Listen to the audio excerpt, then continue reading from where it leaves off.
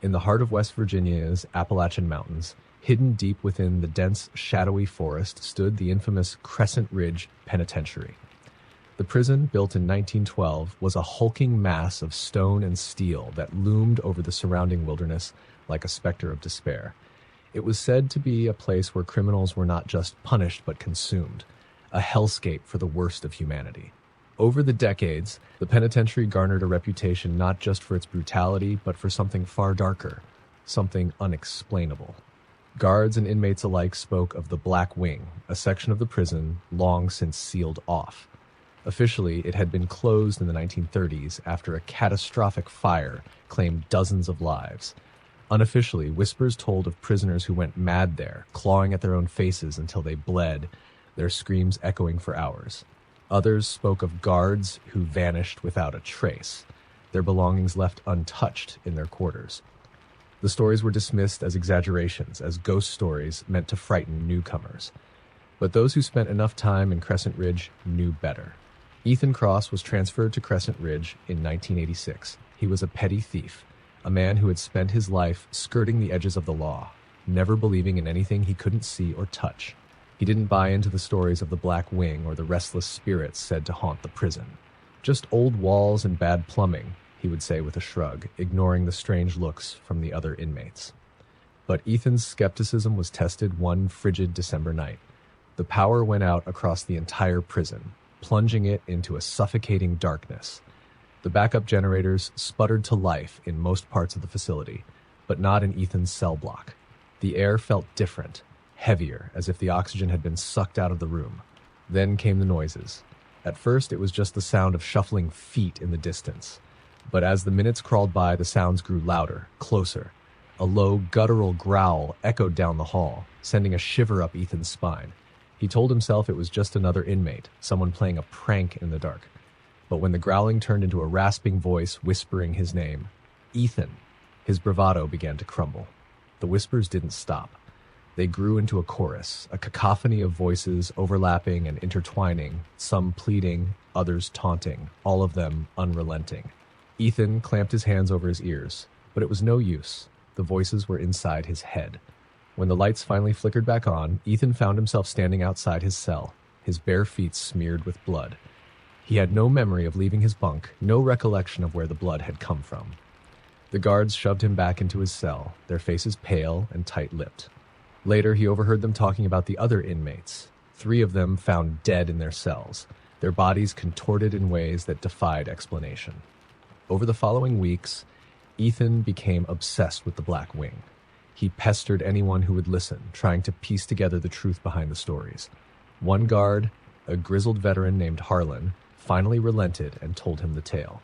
The Black Wing had been a testing ground for a psychologist named Dr. Alistair Monroe, a man who believed he could reprogram violent criminals through experimental treatments.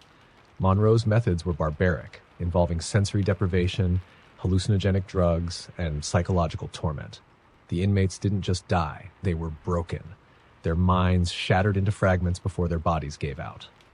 The fire that had supposedly closed the Black Wing was no accident. It was started by the inmates in a desperate attempt to end their suffering, but something had gone horribly wrong. Harlan leaned in close, his voice barely a whisper. They say the fire didn't just kill them. It trapped them here. Their pain, their anger, it's still in the walls. Ethan tried to shake off Harlan's story, but the whispers in the dark continued. They grew stronger, more insistent, and soon they were no longer confined to the nights. Shadows moved where they shouldn't. Faces appeared in the edges of his vision only to vanish when he turned to look. Sleep became impossible. Every time he closed his eyes, he saw them, the inmates of the Black Wing, their faces twisted in agony, their mouths open in silent screams. One night, the whispers took on a new tone. They weren't random anymore. They were giving him instructions. "Come to us," they said. "Free us." Against his better judgment, against every instinct telling him to stay put, Ethan followed. The path led him to a forgotten passageway, hidden behind a rusted gate in the deepest bowels of the prison. The air was icy cold, and the walls seemed to pulse as if alive. Ethan forced the gate open, the metal screeching like a dying animal. Beyond it was the Black Wing. The corridor was charred and crumbling, the remnants of the fire still evident after all these years. The air was thick with the smell of ash and decay. As Ethan ventured deeper, the whispers grew louder, more frantic. He reached what had once been the central chamber, where the inmates had been subjected to Monroe's experiments. The room was empty, save for a single chair bolted to the floor, its leather straps still stained with blood. The moment Ethan stepped inside, the door slammed shut behind him. The whispers erupted into screams, and the shadows in the corners of the room began to move. Figures emerged, burned, broken, their hollow eyes locked on Ethan. They spoke in unison, their voices like nails scraping glass. "Join us!" Ethan tried to run, but the air turned solid, holding him in place. The figures closed in, their hands reaching for him, their touch burning like fire. His screams echoed through the black wing, but no one came to his aid. By morning, when the guards found the open gate, there was no sign of Ethan Cross, only the faint smell of smoke and the sound of distant, haunting whispers.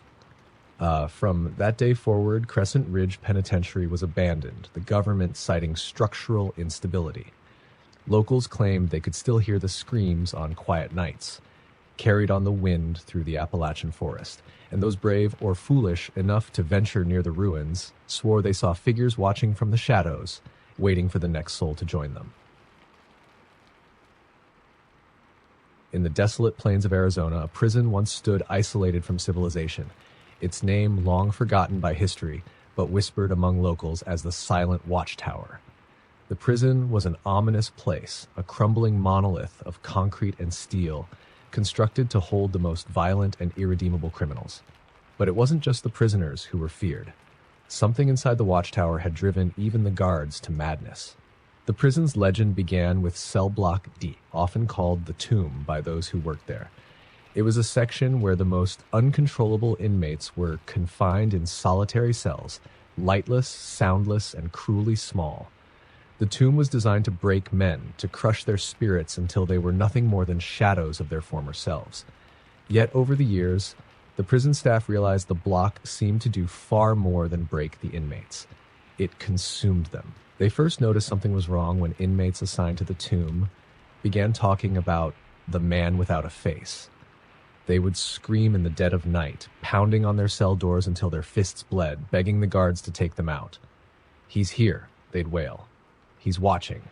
The guards dismissed it as hysteria, but the inmates wouldn't stop. "He's in the dark," they said, whispering as if speaking too loudly would summon him. "You can't look at him, or he'll take you." One inmate, a murderer named Marcus Redding, lasted only 3 days in the tomb before he gouged out his own eyes with a sharpened piece of metal, muttering over and over, "He can't see me if I can't see him." They found him curled in the corner of his cell, his blood pooling around him. He was transferred to the infirmary, but his screams haunted the entire prison. "He's still here," he shrieked until his voice gave out. By morning, Marcus was gone, his cell empty, the bed untouched. No one could explain how he had vanished from a locked and guarded infirmary. Guards began refusing to work near Cell Block D, but their warnings were ignored by the warden, a stern man named Caldwell who believed fear was an effective tool to maintain order. He dismissed the disappearances and the chilling stories as prison folklore. "It's just their minds playing tricks on them," Caldwell would say. But even he couldn't explain why. Every few nights, the surveillance cameras near the tomb would show static, accompanied by faint whispers. When they played back the footage, the whispers sounded like cries for help, but warped and distant, as if coming from somewhere far beyond the prison walls. The guards noticed other strange occurrences. Shadows would flicker on the walls of the tomb, even when no one was inside. A deep, guttural sound like breathing echoed through the hallways, though every inspection found nothing. One guard swore he saw something in the corner of his eye while patrolling, the faint outline of a figure standing in an empty cell. When he turned to face it, the figure was gone, but the cell door was wide open, though he had locked it moments before. The breaking point came when one of the prison's most notorious inmates, a sadistic killer named Daniel Fry, was sent to the tomb. Fry was fearless, even boasting to the guards as they dragged him down the dark corridor. "You think I care about some ghost story?" he sneered. "Let him come for me. I'll kill him too." But by the second night, Fry was no longer boasting. The guards heard him shouting, his voice echoing down the empty block. "You're not real," he bellowed. "You're just in my head." By the third night, His shouting turned into screaming. "He's here!" Frey cried, his voice cracking with terror. "Don't let him take me!" The guards found Fry dead in his cell the next morning, his body contorted in a way that seemed impossible. His face was frozen in a rictus of pure terror, his mouth wide open as if he had died mid-scream. Written on the walls of his cell in his own blood were the words, "He sees through me." After Fry's death, the prison's decline was swift. Guards quit en masse, refusing to even collect their final paychecks. The remaining inmates rioted, desperate to be transferred or released. Caldwell himself began to unravel. He locked himself in his office, muttering about something in the walls. When his body was found, his eyes were missing, and his desk was covered in frantic scribbles. It doesn't stop watching. It never stops. The prison was officially closed a year later. The government cited structural instability and the high cost of maintenance, but locals knew the truth. No one dared go near the site, even decades after it was abandoned. People reported strange lights flickering in the watchtower, and on particularly quiet nights, they swore they could hear screaming carried on the wind. One urban explorer, a man named Travis Cole, decided to investigate the ruins of the silent watchtower in 2003. He brought with him a camera, a flashlight, and a small group of friends. They found the prison in a state of eerie preservation, as if time had stopped the day it closed. The walls of Cell Block D were still blackened with age, the air thick with a suffocating silence. Travis's camera captured strange anomalies, blurred shapes in the corners of the frame, flickering shadows that moved against the direction of his flashlight. The group was only inside for an hour before they fled, shaken by what they described as an overwhelming sense of being watched.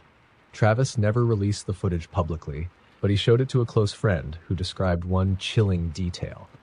In the final frame, as Travis was leaving, a figure could be seen standing in the doorway of the tomb, a tall, faceless man, motionless but undeniably there. The footage was lost when Travis disappeared 3 weeks later. His car was found abandoned near the prison, the driver's side door left open. No one knows what happened to him, but some say his name has joined the whispers heard in the ruins of the silent watchtower, where something still waits in the darkness, watching.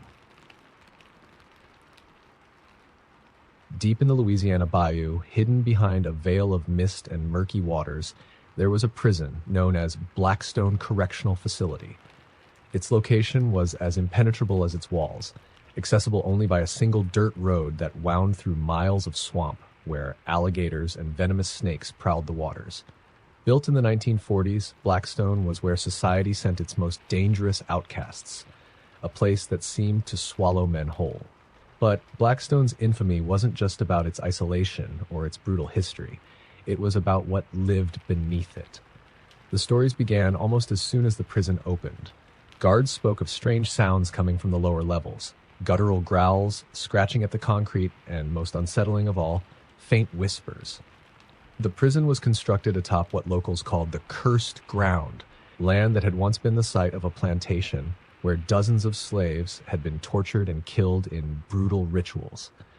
Superstition held that the souls of the dead were trapped in the earth, their rage poisoning the land. When the prison was built, old-timers warned the construction crew, but their warnings were ignored. By the time Blackstone opened its doors, it was already steeped in darkness. The lower levels of the prison, called the pit, were reserved for the worst of the worst. Murderers, rapists, and men so violent that no other prison would take them. But there were rumors among the inmates, whispered in hushed tones during the rare moments of silence. They said the pit wasn't just for punishment, it was a feeding ground. In 1976, a guard named Henry Doyle was assigned to patrol the pit during the night shift. Doyle was a skeptic, a man who scoffed at ghost stories and mocked the inmates for their fear. "They're just trying to scare you," he would tell the younger guards. "Nothing down there but rats and cowards." One night, during a routine check, Doyle noticed something strange. One of the cells at the far end of the corridor, cell 17, was open. It was supposed to be empty.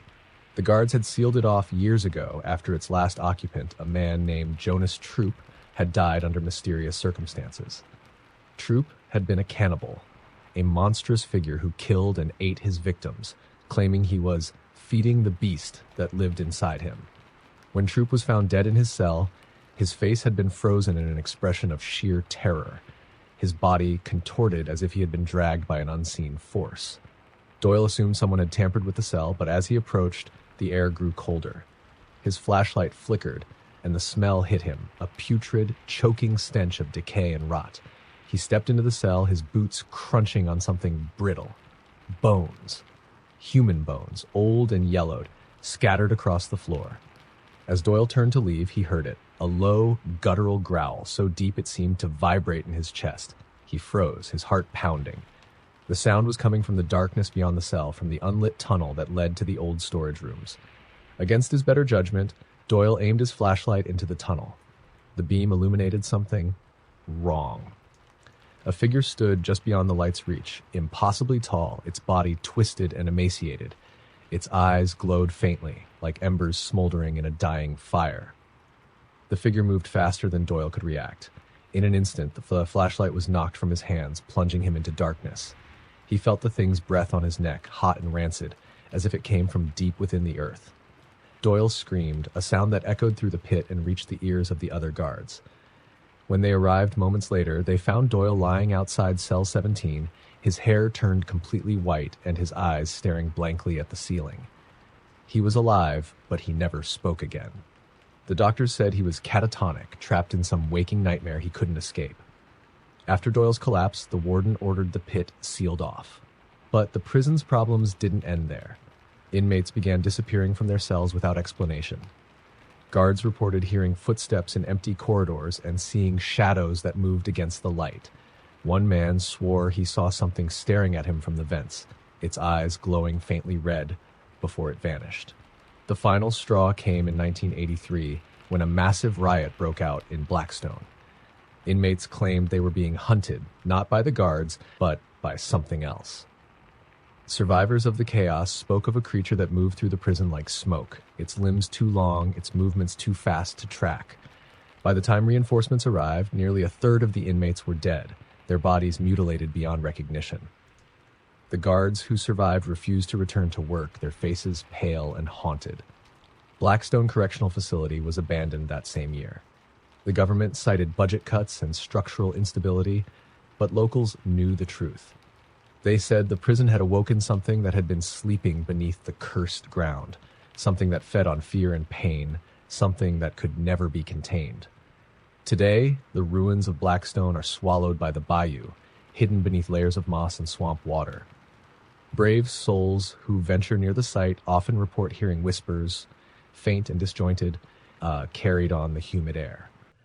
Others claim to have seen glowing red eyes watching them from the shadows, always just out of reach. And on nights when the mist is thick and the bayou is silent, some say you can still hear the screams of the men who never escaped. They echo across the water, a chilling reminder that whatever lived beneath Blackstone Correctional Facility is still there, waiting for its next meal. Nestled in the remote forests of Oregon, there was a prison unlike any other. Ravenwood Asylum and Penitentiary, a hybrid facility designed to house both the criminally insane and the most dangerous felons in the country. Built in 1928, its architecture was a grotesque blend of Gothic spires and brutalist concrete, a place that seemed to breathe malice. Locals called it the Cage, claiming even the forest avoided growing too close to its shadow. From its inception, Ravenwood was plagued by tragedy. Construction workers died in freak accidents, falls from scaffolding, unexplained machinery malfunctions, and even suicides. But the worst incident occurred during its opening year. A fire broke out in the asylum wing, killing dozens of patients and staff. Survivors claimed the fire wasn't natural, that it moved with purpose, trapping people in hallways and rooms as if it were alive. After the blaze, whispers spread that the asylum had become a beacon for something dark, something that fed on the chaos and despair within its walls. Despite the ominous history, Ravenwood continued to operate for decades, gaining a reputation as a place from which no one emerged unscarred. Guards quit after just months, prisoners committed suicide at rates far higher than the national average, and the doctors in the asylum wing were said to lose their minds. And then there was Sublevel 3. Sublevel 3 was an experimental wing buried deep beneath the main prison, Officially, it didn't exist. There were no blueprints, no records of its construction. But the inmates and guards knew better. It was said to house the worst of the worst, those deemed too dangerous, too mad, even for Ravenwood. Men sent there were never seen again. One of the few who dared speak about Sublevel 3 was a former guard named Ellis Kincaid. He worked at Ravenwood in the 1950s and claimed to have been part of a team sent to escort a violent inmate named Lucas Brandt to the secret wing. Brandt was a serial killer who believed he was chosen by a higher power to cleanse the earth. He never resisted arrest, never tried to escape. He always came quietly, smiling like he knew something no one else did. According to Kincaid, as they descended into Sublevel 3, the air grew colder and the light from their lanterns seemed to dim. The hallways were damp, the concrete walls slick with moisture that smelled faintly of rot. When they reached the cell prepared for Brandt, the man began to laugh, a deep, guttural sound that made the hair on Kincaid's neck stand on end.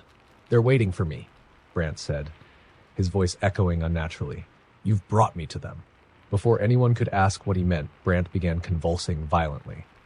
The guards restrained him, but his body twisted in ways that seemed impossible, his limbs bending and contorting as if pulled by unseen forces. Then the lights went out.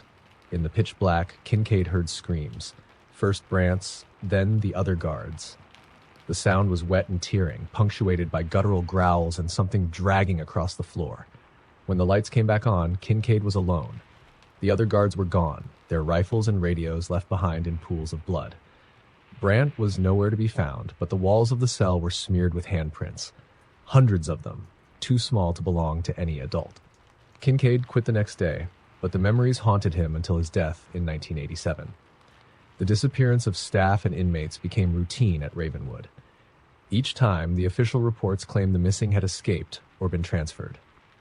But those who lived nearby told different stories.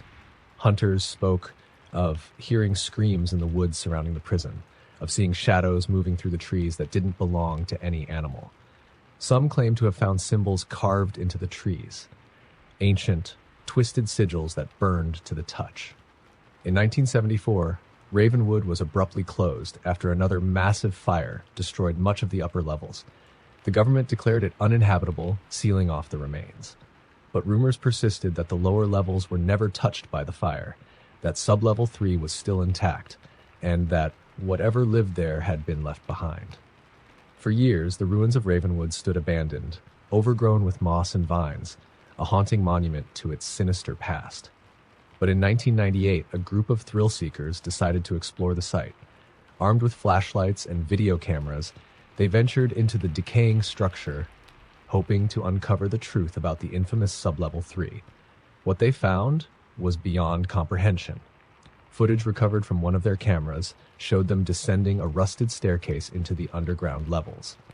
The deeper they went, the more the air seemed to distort, like heat waves on a summer road. Their flashlights flickered, casting strange, dancing shadows on the walls. The group began hearing whispers, soft, childlike voices calling their names. Then the voices turned to sobs, then to laughter.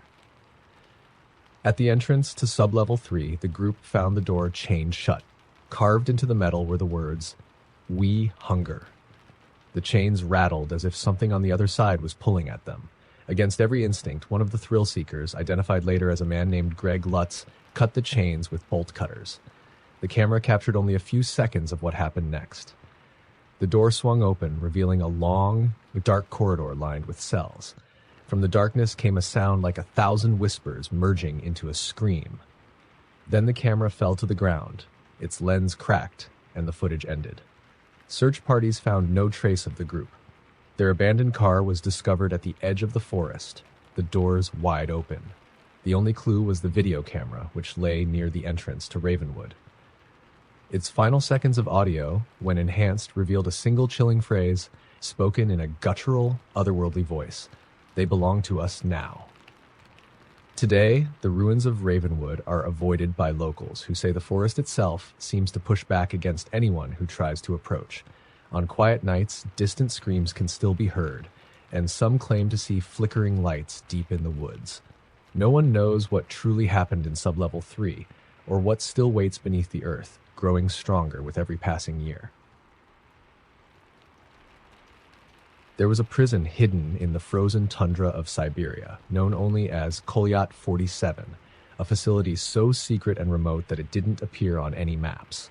Built during the height of the Cold War, it was designed to house the most dangerous enemies of the state: spies, political dissidents, and those who had simply disappeared into the machine of Soviet paranoia. Kolyat 47 was a place of silence and isolation, where the snow buried screams and the frost preserved fear. The prison's infamy didn't come from the brutal conditions or the merciless guards, but from Block E, a wing constructed deep beneath the main complex. Officially, Block E was said to be for special interrogations. In reality, it was where the Soviets sent the prisoners they wanted erased from existence. But those who entered Block E didn't just disappear from records, they disappeared entirely. Rumors among the guards painted a chilling picture. They whispered of strange experiments carried out by a shadowy group of scientists known only as Division Wine. These men had no ranks, no names, and no allegiance beyond their work. They arrived at Kolyat 47 in unmarked trains, bringing with them strange equipment and prisoners bound in heavy chains. The guards were ordered to never enter Block E unless summoned, and those who disobeyed were never seen again. One guard, a young man named Pavel Rudenko, was brave or foolish enough to break the rule. He had heard the screams coming from Block E during his night shifts, muffled but unmistakably human. They sounded wrong, though, distorted, as if echoing through water. Pavel's curiosity got the better of him. On a particularly quiet night, he slipped away from his post and made his way to the entrance of Block E. The door was a heavy slab of steel, marked with strange symbols etched into the metal. They didn't look Russian, or like any language Pavel recognized. Against his better judgment, he entered. The air inside was bitterly cold, colder than the Siberian winter outside. The fluorescent lights above flickered weakly, casting long, twitching shadows across the narrow corridor. The screams had stopped. The silence was oppressive, broken only by the hum of machinery from somewhere deep within. Pavel pressed on, his boots crunching on frost-covered concrete. He passed empty cells, their doors hanging open. Inside one, he saw deep claw marks gouged into the walls, as if something had tried desperately to escape. Then he heard it, a low, guttural sound, halfway between a growl and a moan. It came from the end of the corridor, where a single door stood ajar.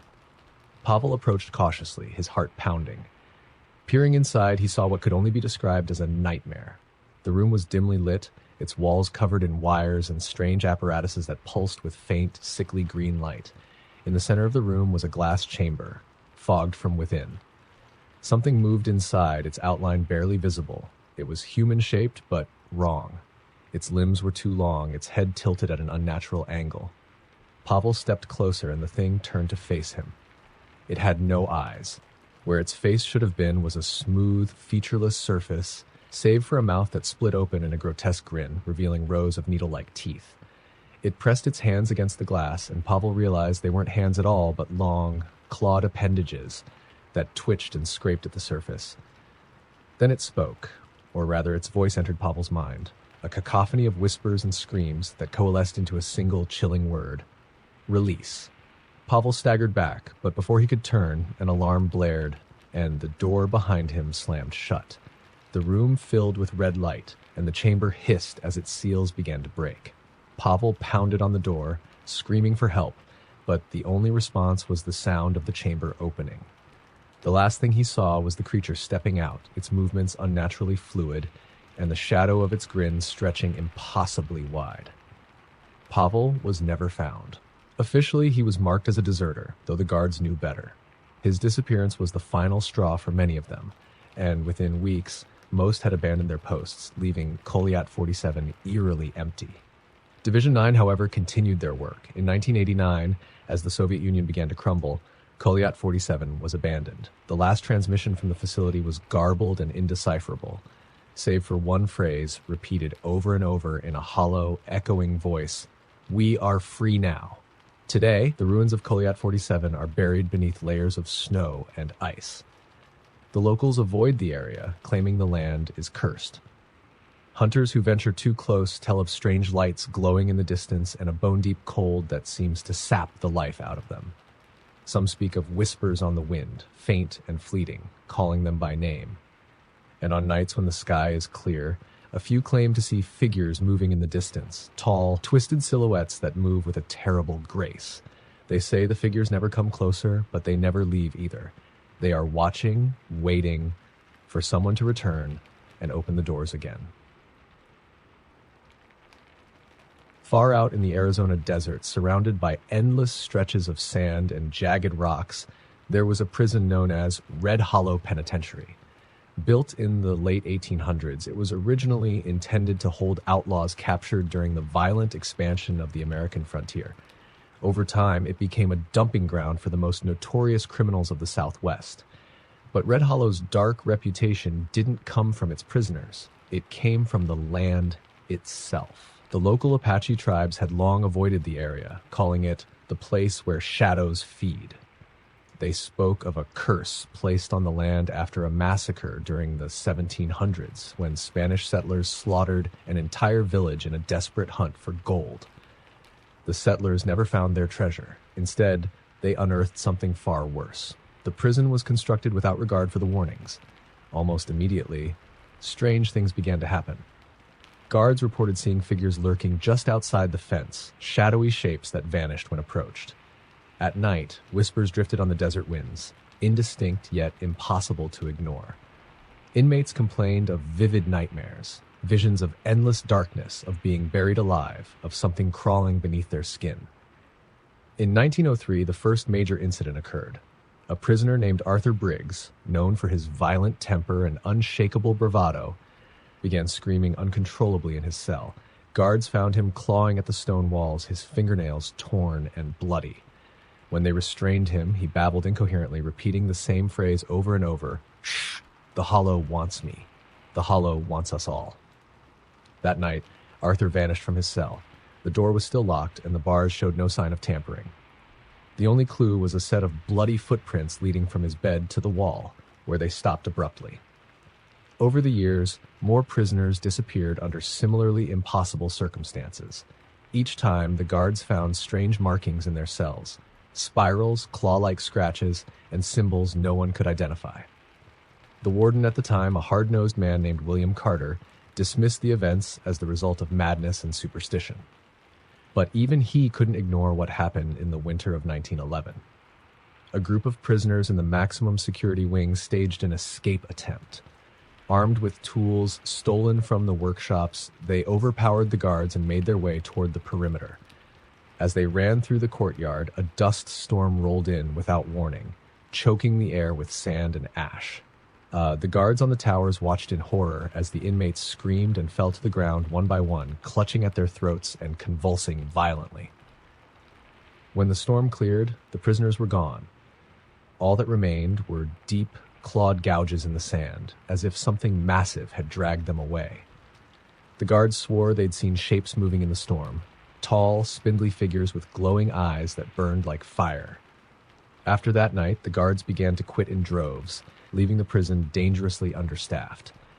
Those who stayed reported hearing voices echoing in the empty hallways, voices that mimicked their own or whispered their darkest fears. Some claimed to see prisoners walking the corridors who had died years ago, their faces pale and expressionless. By 1922, Red Hollow was abandoned. Officially, the closure was due to its remote location and crumbling infrastructure. But those who worked there knew the truth. The prison had become a place of nightmares. The remaining staff sealed the gates and left the desert behind, swearing never to return. For decades, Red Hollow was left to rot, its walls crumbling under the relentless sun. But the stories didn't stop. Campers near the ruins spoke of strange lights glowing in the distance, of whispers carried on the wind, and of a suffocating feeling of being watched. A few brave souls ventured inside the ruins, but most didn't stay long. They described an oppressive silence that seemed to swallow every sound and a bone-deep cold that lingered even in the heat of summer. One urban explorer, a man named Eric Mendoza, decided to document the site in 1998. Armed with a camcorder and a flashlight, he entered Red Hollow alone. His footage, recovered weeks later by a search party, captured only fragments of his journey. Dusty corridors, crumbling cells, and strange markings carved into the walls. In the final minutes of the tape, Eric found himself in what appeared to be the warden's office. On the desk was an old ledger, its pages filled with names and dates. As Eric flipped through the book, the whispers began. At first they were faint, like a distant breeze, but they grew louder, overlapping until they became a deafening cacophony. The camera fell to the ground, and Eric's panicked breathing was the only sound. Then, something else appeared in the frame, a shadow that shouldn't have been there, stretching impossibly long and twisting like smoke. The tape ended abruptly. Eric was never found. Today, Red Hollow Penitentiary is a place of legends, avoided by locals and explorers alike. The land remains barren, as if even the desert refuses to reclaim it. On moonless nights, travelers on nearby roads report seeing figures standing in the ruins, watching silently before fading into the darkness. And sometimes, just before dawn, you can hear it. A faint, echoing scream carried on the wind, as if the hollow still hungers. Deep in the Louisiana bayou, where the air is thick with humidity and the cries of unseen creatures echo through the tangled trees, there once stood a prison known as Blackthorn Correctional Facility. Built in the 1930s, it was meant to house the most hardened criminals from across the South. Isolated and surrounded by miles of swampland, Blackthorn was said to be escape-proof. But no one tried to escape, not because they feared the guards, but because of the whispers about what lurked in the swamp. From its inception, the prison was plagued with strange occurrences. Prisoners reported hearing footsteps in the corridors late at night when no guards were on duty. Some claimed to see figures standing at the edge of the swamp, watching the prison with glowing animalistic eyes.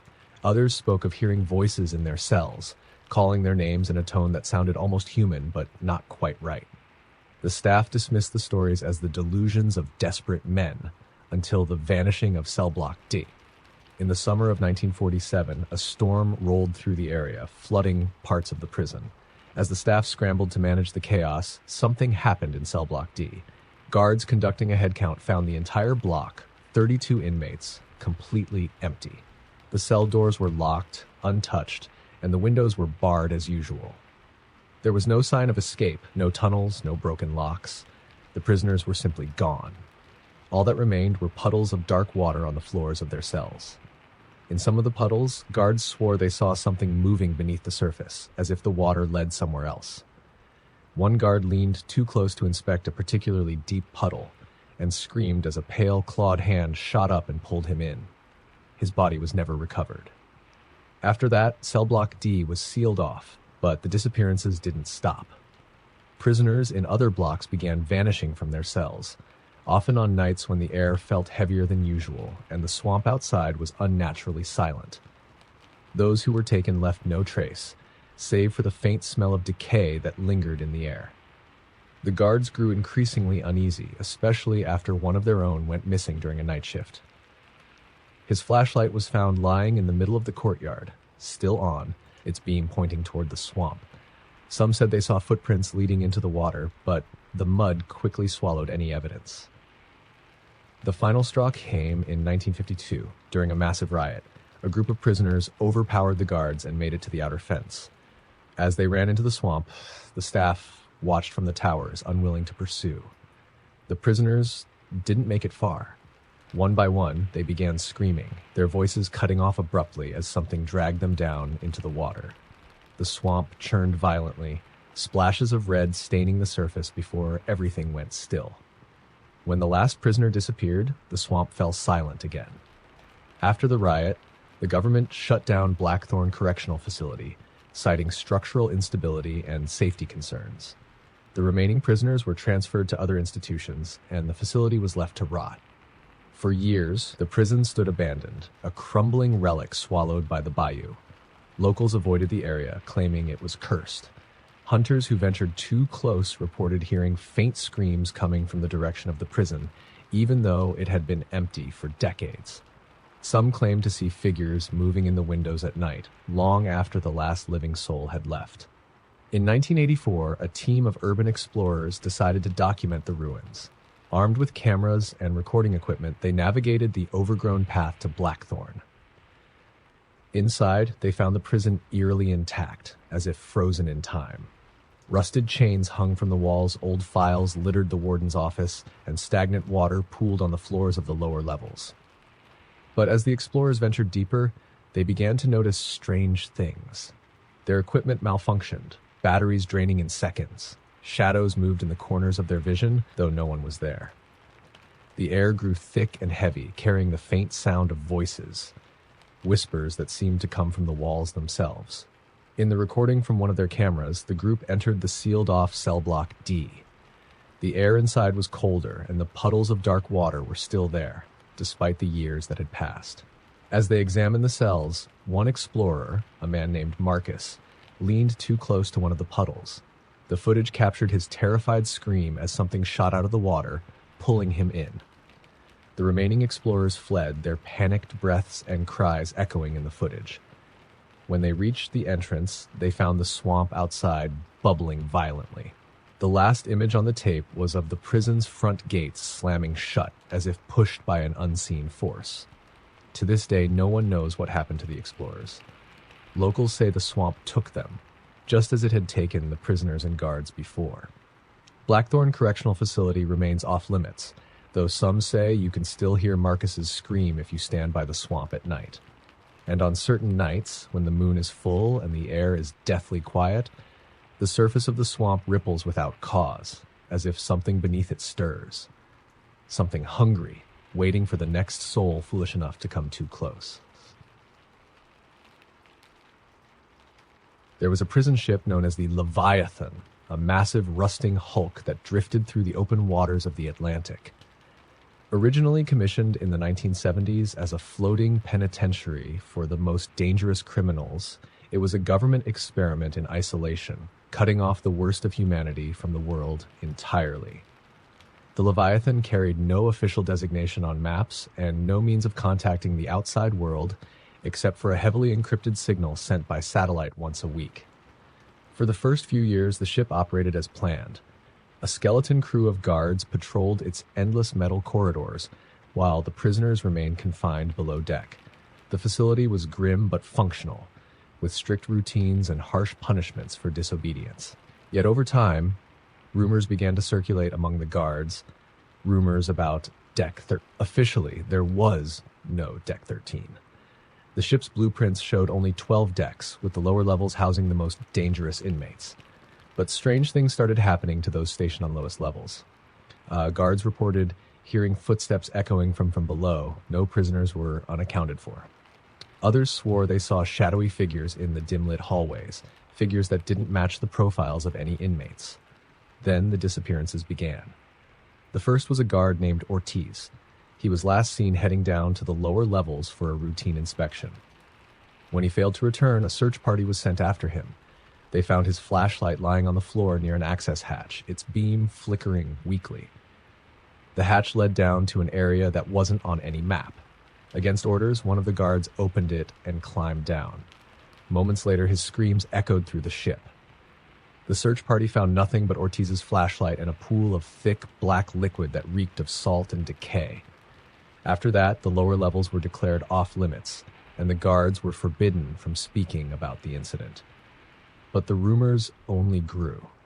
Prisoners began whispering about the things that lived below deck, creatures with pale, leathery skin and eyes that glowed faintly in the dark. They claimed to hear these creatures scratching at the walls at night, their guttural moans seeping through the metal. One prisoner, a hardened murderer named Grayson, began ranting about the door.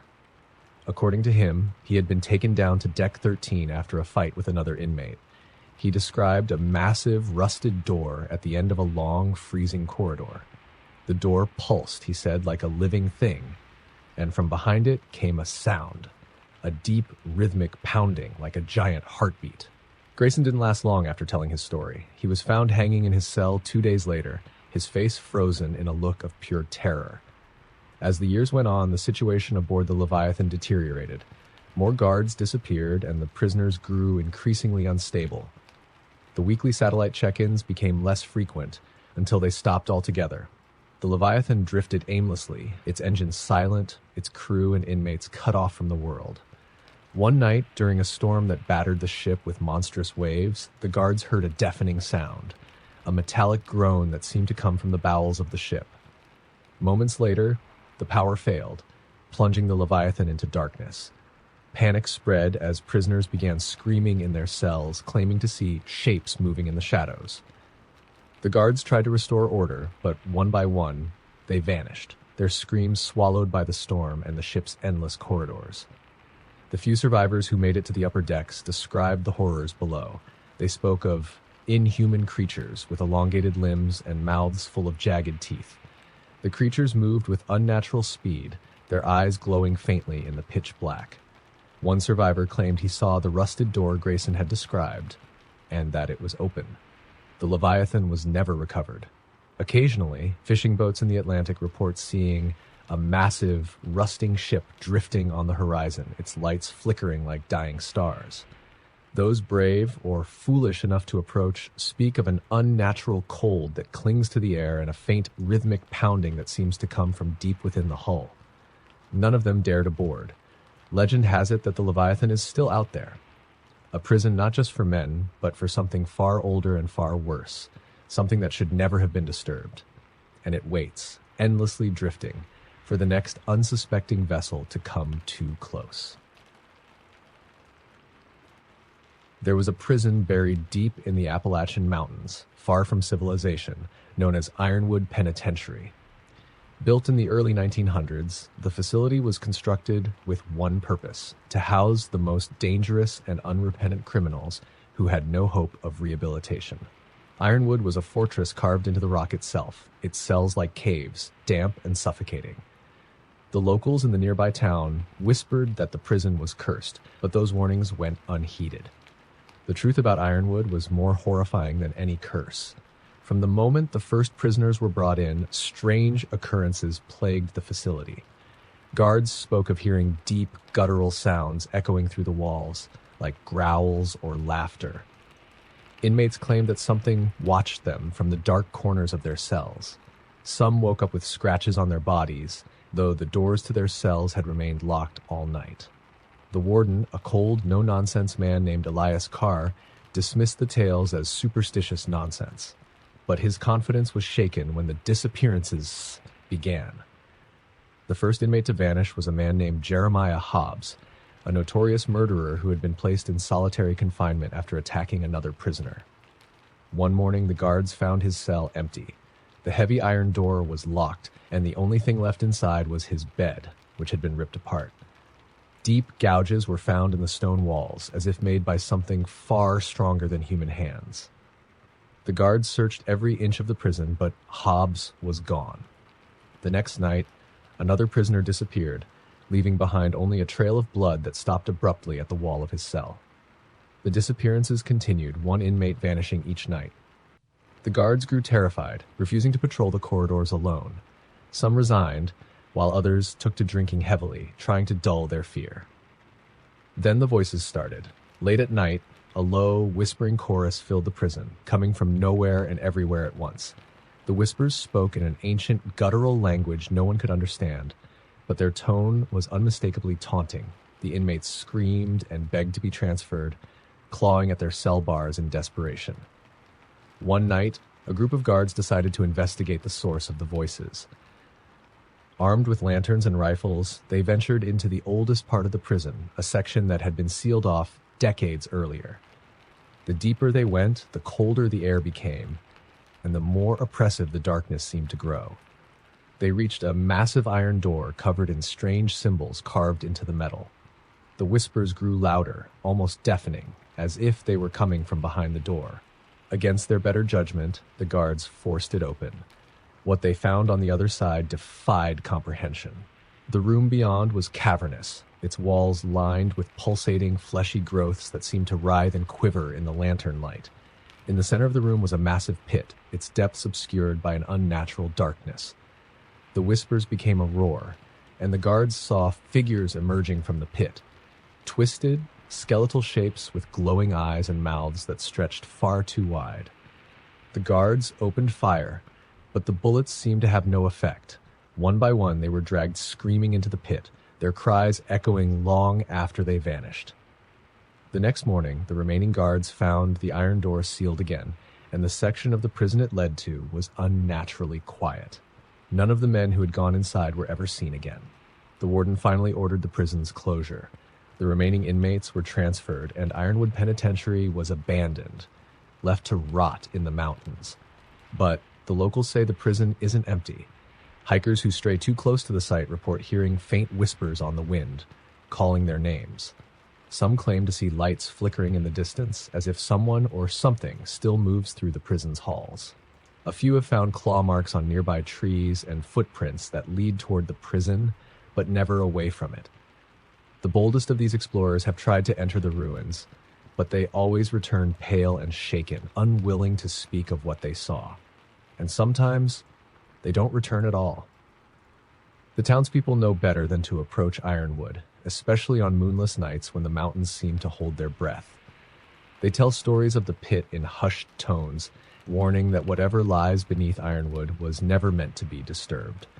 And every so often, when the wind is just right, the whispers drift down from the mountains, faint but unmistakable. A low, guttural chant growing louder and louder as if calling for something or someone to come back.